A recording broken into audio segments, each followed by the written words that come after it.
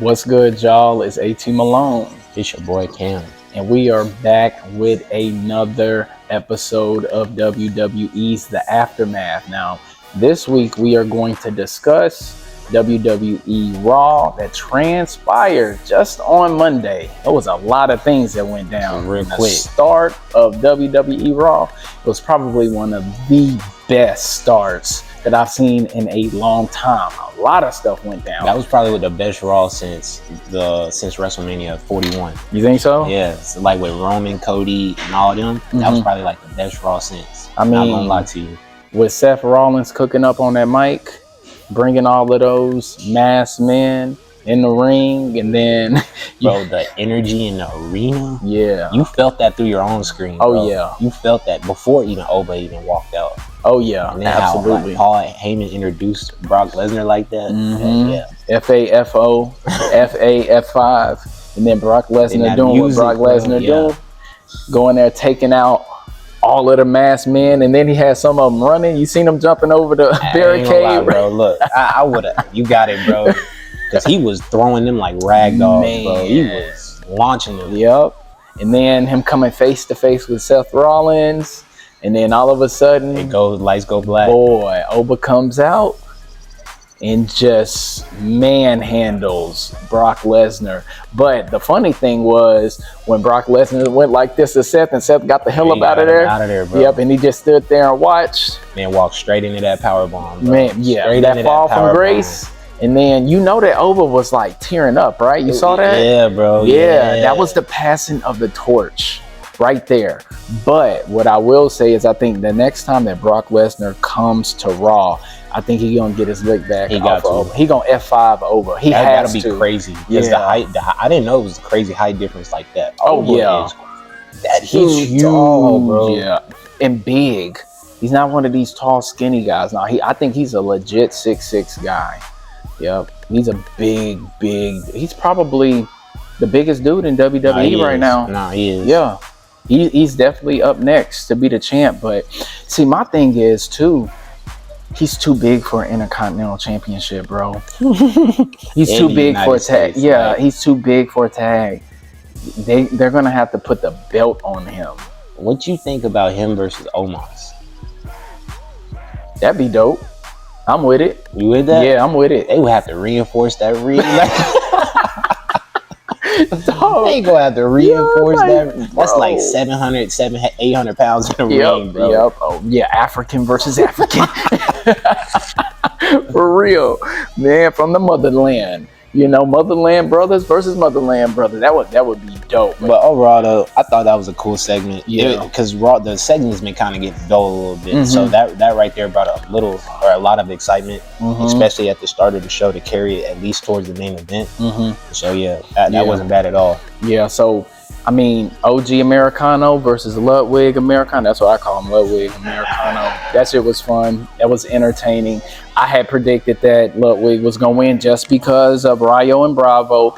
But overall, that was a good match. It's not over yet between them two. Nah, I don't think so either.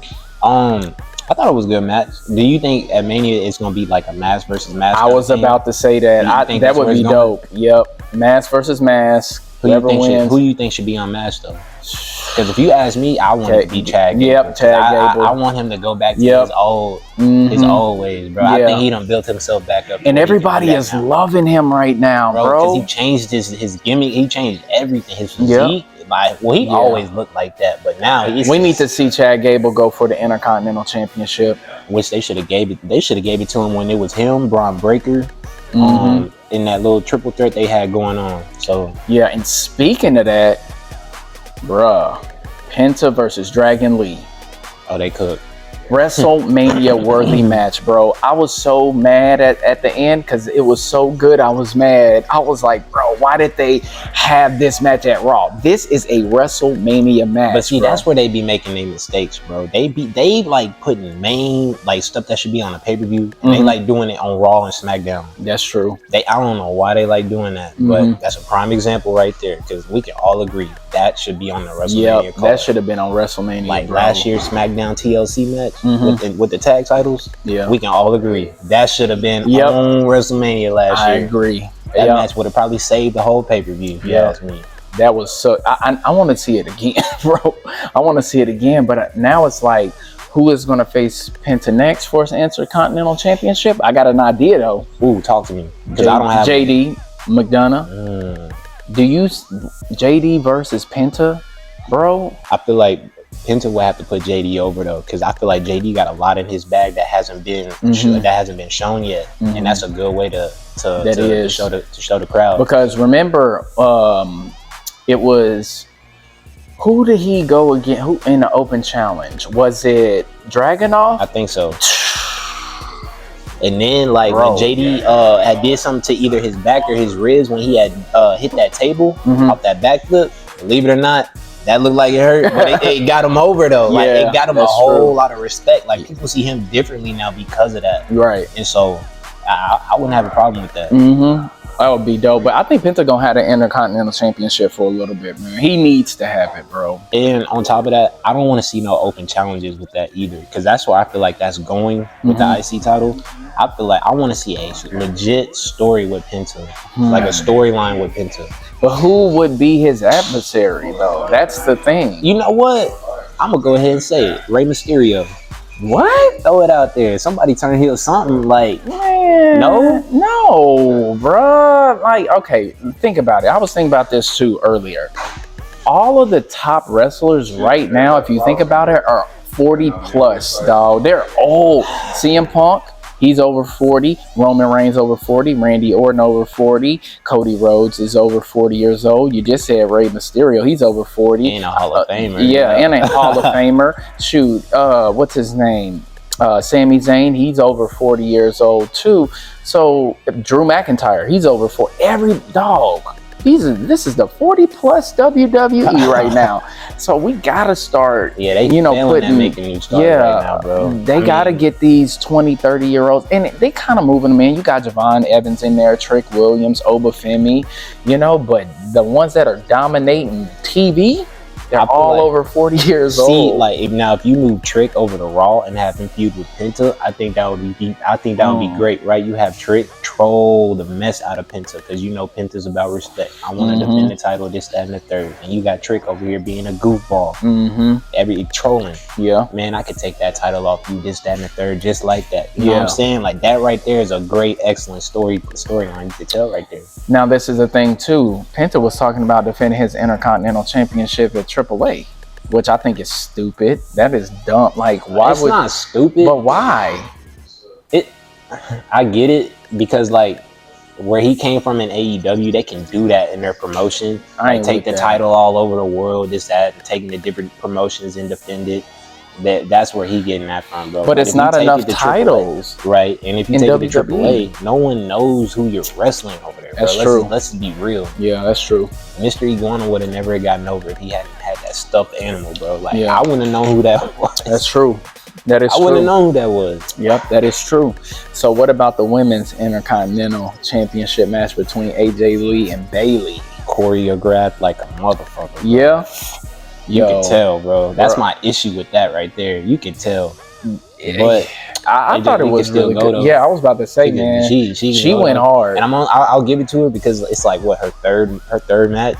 Yeah. So I'll give it to her. But you can tell it's choreographed. Yep. But she still can go. I'm just trying to get back in the loop, I guess. But they need to put this Becky Lynch AJ Lee feud to bed, bro. Now, WrestleMania needs to be it.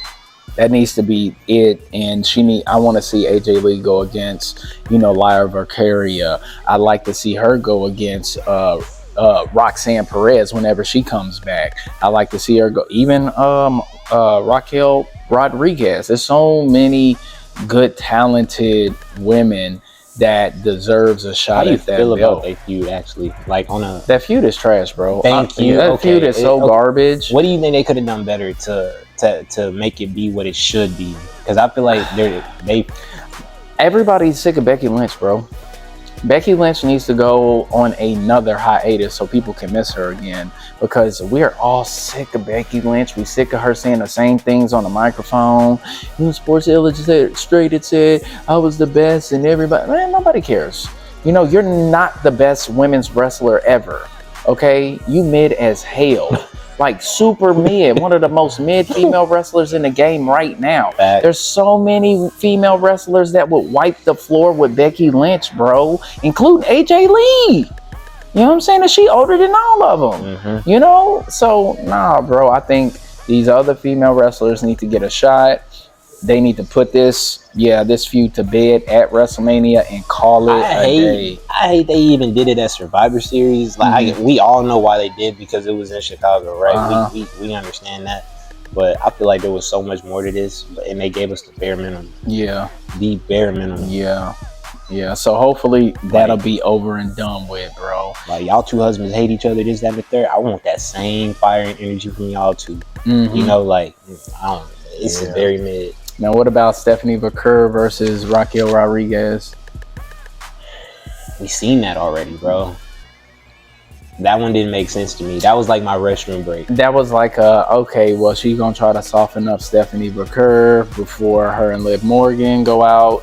Bringing Io Sky out there was like a waste of time. It really was. She was out there for a good 10 seconds before she got shoulder blocked over to announce this. She only went out there because she fought she fought Raquel last week, right, on Raw? She wrestled Raquel last week, which is why she... yeah, because they had the gauntlet match. Yeah, okay. So now next week will probably be Raquel versus Io, I bet.